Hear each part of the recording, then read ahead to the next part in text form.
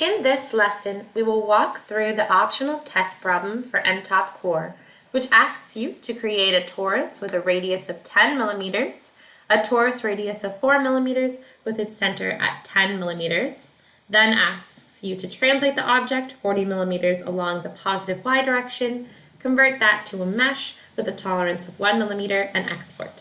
So step 1, I went into the Create tab, chose the torus. We have that center at 0, 10, 0 millimeters, axis at 0, 0, 1, that default, radius of 10 millimeters, and a torus radius of 4. Then we are asked to translate that object and also change the color. So we can do that by just adding 40 into that vector. So we have 0, 40, 0 millimeters.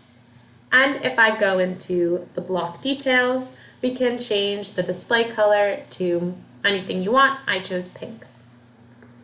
Lastly, we put that translate object into that mesh from implicit body with that tolerance of 1 so that we can prepare to export this as a 3MF. And the last step is just putting that mesh into this export mesh and saving that as a 3MF file by just clicking on that path and saving it where you want it to be. You don't have to have variables for any of these. I just had that, so we have them as their separate steps to better visualize the process. And that's the answer to our optional test problem.